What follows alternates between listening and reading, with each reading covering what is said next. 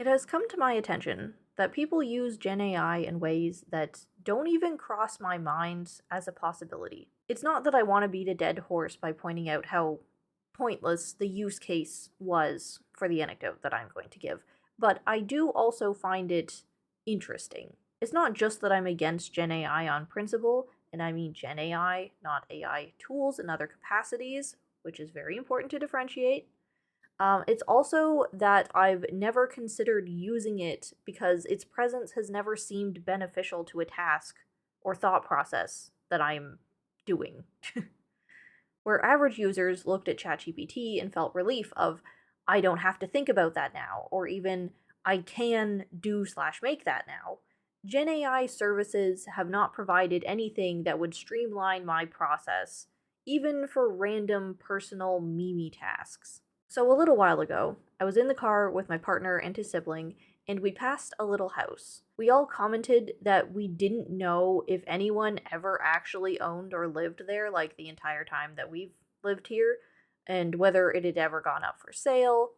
And the sibling says that they'd actually went on Street View on Google Maps before, looked at that house specifically, and ran the image through ChatGPT or whatever app he was using, asking it to fix it up to look less run down, because they wanted to know how cute it could be. And I just found that fascinating, that they'd go through the trouble of navigating maps to find it, then to run it through AI to answer a question that's just a matter of their own imagination and personal taste. Yeah, ChatGPT is easier than dragging the image into Photoshop, but you also have so much less control. I don't want to come at this in a slightly ableist way, saying, why don't you just imagine it yourself? Because although that is true, some people aren't going to be as good at visualizing as others. It is more effort to find an editing program alternative that doesn't entail fees and time to learn to use it. I get it. Although I do think this use case was unnecessary, my point more than anything here is just to highlight how different people's minds work. It surprised me to hear and realize other people have ChatGPT at the forefront of their mind enough to think of it for something as small and imagine-based as that. I'm trying not to be a blind hater.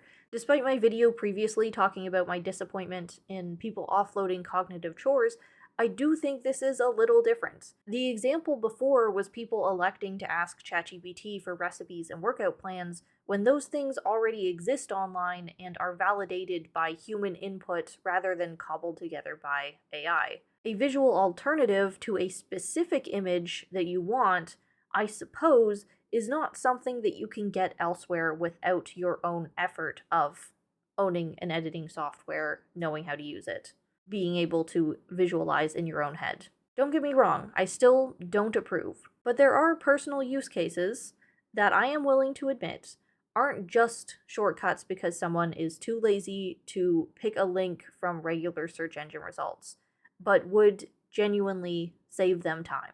The question then lies in whether the usage was warranted. I'd say it wasn't. Because if GenAI didn't exist, would they have cared enough to have gone through that trouble to visualize things otherwise?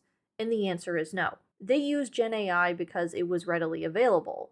The outcome wasn't that important, which at the end of the day makes it worse, in my opinion, to use such a morally compromised service for something that doesn't even matter. As much as I can recognize why they used it for what they wanted instead of putting in a lot more effort, and why that was more of a case of accessibility than others, I still don't agree that the average person should fall back on GenAI for any use that isn't tied strictly to accessibility and fills a need.